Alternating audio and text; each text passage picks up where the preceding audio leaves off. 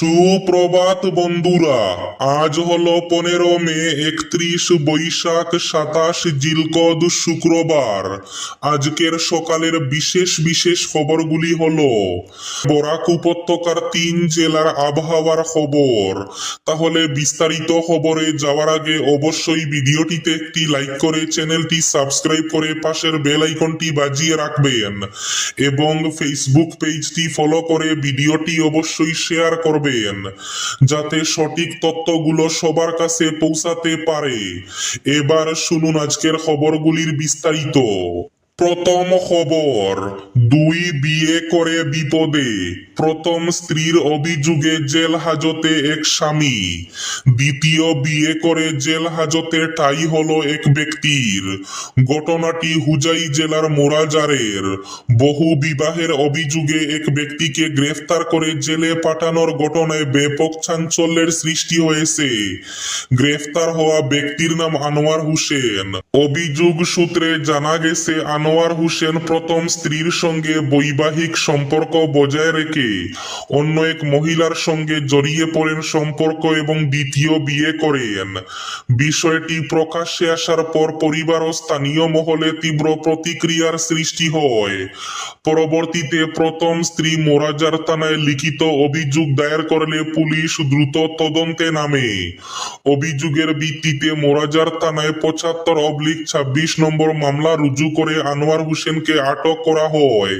পরে দীর্ঘ সময় ধরে তাকে জিজ্ঞাসাবাদ চালায় পুলিশ। এরপর আইনি প্রক্রিয়া সম্পন্ন করে অভিযুক্তকে হুজাই শঙ্করদেব নগর আদালতে হাজির করানো হলে আদালত তাকে জেল হাজতে পাঠানোর নির্দেশ দেয়। সোনার দামে ঊর্ধ্বগতি, প্রভাব শিলচরের বাজারেও। আন্তর্জাতিক বাজারে অস্থিরতা, ডলারের তুলনায় টাকার মূল্য হ্রাস। ভূ রাজনৈতিক পরিস্থিতি এবং আমদানি শুল্ক বৃদ্ধির প্রভাবে সোনার দাম বাড়ছে। এর প্রভাব পড়েছে বরাক উপত্যকার বাণিজ্যিক শহর শিলচরেও। দাম বাড়ার ফলে ক্রেতাদের আগ্রহে বাটা পড়লেও আসন্ন বিয়ের মরশুম ও উৎসবকে ঘিরে কিছুটা আশাবাদী রয়েছেন স্বর্ণ ব্যবসায়ীরা।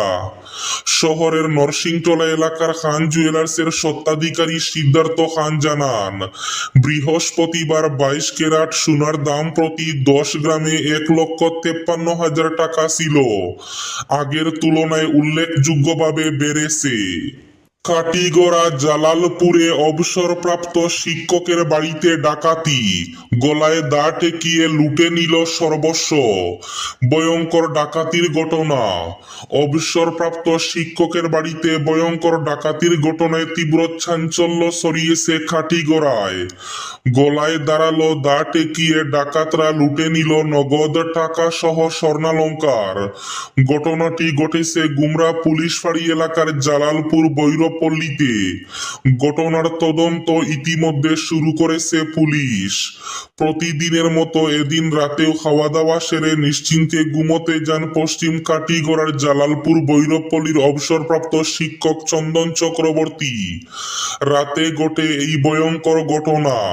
রাত আনুমানিক 2টা নাগাদ জানালার শিক ভেঙে ঘরের ভেতরে প্রবেশ করে সশস্ত্র ডাকাত দল।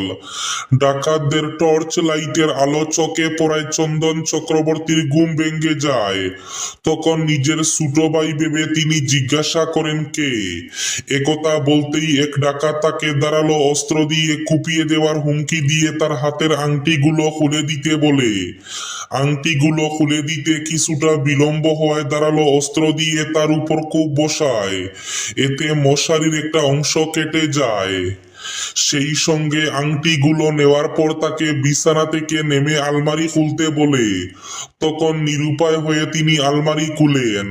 এরপর লকার খুলে ভেতর থেকে নগদ 5,000 টাকা সহ তার স্ত্রীর স্বর্ণালংকার হাতিয়ে নেয়।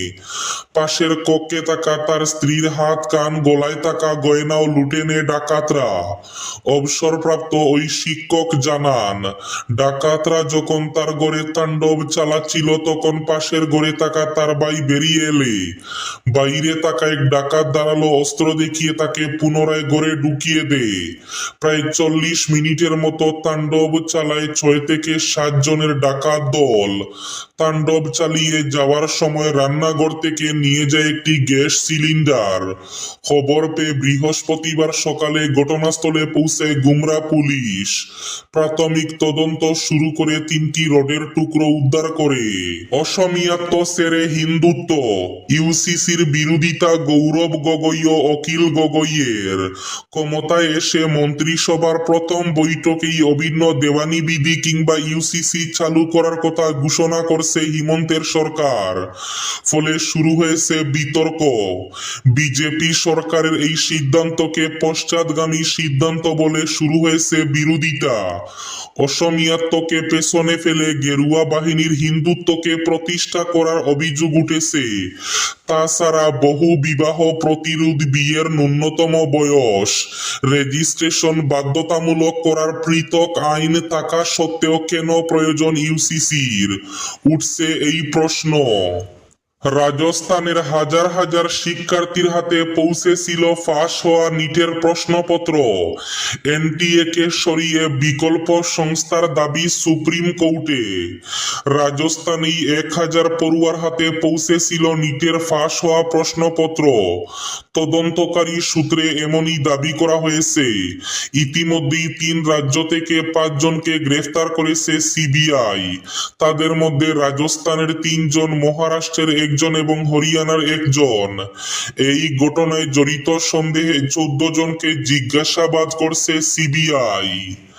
এদিকে নিট বাতিলের অবসাদের জেরেই মৃত্যু ঘটল এক পড়ুয়ার, দাবি পরিবারের। প্রশ্ন ফাঁসের জেরে ইতিমধ্যে বাতিল হয়েছে 2026-এর নিট ইউজি। অনিশ্চয়তার মুখে 22 লক্ষের বেশি পড়ুয়ার ভবিষ্যৎ। নিয়ামক সংস্থা এনটিএ নতুন করে পরীক্ষা নেওয়ার আশ্বাস দিলেও হতাশায় ভেঙে পড়েছেন অনেকে। এই পরিস্থিতিতে উত্তরপ্রদেশের গঙ্গোত্রীনগরে এক পরীক্ষার্থীর রহস্য মৃত্যুর ঘটনা সামনে এসেছে। পরিবারের দাবি, নিট ইউজি বাতিলের অবসাদেই শেষ হয়ে গেছে তার ছেলে ঋত্বিক মিশ্রার প্রাণ। এই পরিস্থিতিতে প্রশ্ন ফাঁস ও পরীক্ষা বাতিলকে তুচ্ছ ঘটনা বলে বিতর্ক বাড়িয়েছেন রাজস্থানের এক মন্ত্রী। অগ্নিমূল্য হচ্ছে চিনি, সতর্কতামূলক পদক্ষেপ দিল্লির। মধ্যপ্রাচ্যের যুদ্ধের আঁচ ইতিমধ্যে গৃহস্থের হেসেলে পড়তে শুরু করেছে। জ্বালানিতেও যে সংকট আসন্ন সেটা প্রধানমন্ত্রী নরেন্দ্র মোদীর মিতব্যয়ী হওয়ার আহ্বান থেকে স্পষ্ট। গৃহস্থালির পণ্যে যাতে সংকট তৈরি না হয় সেটা নিশ্চিত করতে বড়সড় পদক্ষেপ করল কেন্দ্রের নরেন্দ্র মোদী সরকার। সেপ্টেম্বর পর্যন্ত চিনি রফতানিতে পুরোপুরি নিষেধাজ্ঞা জারি করা হলো। এর ফলে বিশ্ব বাজারে চিনির দাম বাড়বে বলে মনে করছেন বিশেষজ্ঞরা। অনুপ্রবেশের চেষ্টা ব্যর্থ, নিজ দেশে ফেরত পাঠালো পুলিশ ও বিএসএফ। অসম পুলিশ ও বিএসএফ এর যৌথ অভিযানে ফের ব্যর্থ হলো অবৈধ অনুপ্রবেশের চেষ্টা।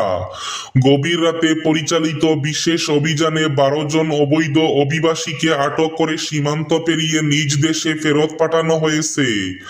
সরকারের পক্ষ থেকে স্পষ্ট জানানো হয়েছে, অসমের ভূমি, সংস্কৃতি ও জনসংখ্যাগত ভারসাম্য রক্ষায় প্রশাসন সর্বদা কঠোর অবস্থানে রয়েছে।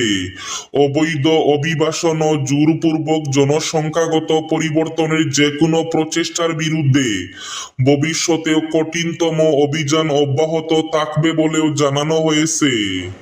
নতুন করে হিংসার আতঙ্কে কাঁপছে মণিপুর। রাজ্যটিতে নাগা এবং কুকি সম্প্রদায়ের 38 জনেরও বেশি মানুষ রাজ্যের বিভিন্ন গোষ্ঠীর হাতে পণবন্দী হয়ে রয়েছেন। রাজ্যে নতুন করে হিংসায় 4 জনের মৃত্যুর ঘটনার পর বৃহস্পতিবার একথা জানান সে রাজ্যের স্বরাষ্ট্রমন্ত্রী গোবিন্দ দাস কন্তৌজম। স্বরাষ্ট্রমন্ত্রী জানান, পাহাড়ি জেলাগুলিতে ক্রমবর্ধমান উত্তেজনার মধ্যেই ব্যক্তিদের মুক্ত করতে সরকার নাগরিক সমাজ সংগঠন ও রাজনৈতিক নেতাদের সঙ্গে কাজ করছে। তবে বৃহস্পতিবার রাতে একটি সূত্রে জানা গেছে সেনাপতি জেলায় 2 জন কুকি পণবন্দীকে মুক্তি দেওয়া হয়েছে। সাংবাদিকদের সঙ্গে কথা বলতে গিয়ে মন্ত্রী কন্তৌজম বলেন, সব মিলিয়ে 2 সম্প্রদায়ের 38 জনেরও বেশি মানুষকে বিভিন্ন গোষ্ঠী আটক করেছে। আজকের বরাক উপত্যকার 3 জেলার আবহাওয়ার খবর। আজ বরাক উপত্যকার 3 জেলার আকাশ একটু মেঘলার পাশাপাশি বৃষ্টির পূর্বাভাস। শিলচর কাছাড়ে আজ সর্বোচ্চ তাপমাত্রা থাকবে 30 ডিগ্রি সেলসিয়াস এবং সর্বনিম্ন তাপমাত্রা থাকবে 23 ডিগ্রি সেলসিয়াস। শ্রীভূমি তথা করিমগঞ্জ জেলায় আজ সর্বোচ্চ তাপমাত্রা থাকবে 29 ডিগ্রি সেলসিয়াস এবং সর্বনিম্ন তাপমাত্রা থাকবে 23 ডিগ্রি সেলসিয়াস। হাইলাকান্দি জেলায় আজ সর্বোচ্চ তাপমাত্রা থাকবে 30 ডিগ্রি সেলসিয়াস এবং সর্বনিম্ন তাপমাত্রা থাকবে 24 ডিগ্রি সেলসিয়াস। এবার শেষ খবরটি। কেউ চাইছেন কৃষ্ণেন্দুকে, আবার কারোর পছন্দ বিজয়। মন্ত্রিত্ব নিয়ে দুভাগ শ্রীভূমি বিজেপি। মন্ত্রিত্ব নিয়ে দুভাগ হয়ে গেছে শ্রীভূমির বিজেপি। দলের একটি লবি পুনরায় কৃষ্ণেন্দু পালকে মন্ত্রিত্ব দেওয়ার দাবি তুলেছে। বিপরীতে আরেকটি লবি বিজয় মালাকারকে মন্ত্রিত্ব দেওয়ার দাবি তুলেছে। এই তালিকায় বিজেপির বেশ কজন পদাধিকারীও সামিল হয়েছেন। তারা প্রত্যেকেই সামাজিক মাধ্যমে বার্তা দিয়ে নিজেদের দাবি মুখ্যমন্ত্রীর নজরে আনারও প্রয়াস করছেন। অন্যদিকে ইস্যুটি নিয়ে বিজয় মালাকার কোনো মন্তব্য করতে রাজি হননি। এই ছিল আজকের সকালের বিশেষ বিশেষ খবরগুলি। ভিডিওটি অবশ্যই লাইক করে শেয়ার করে দেবেন।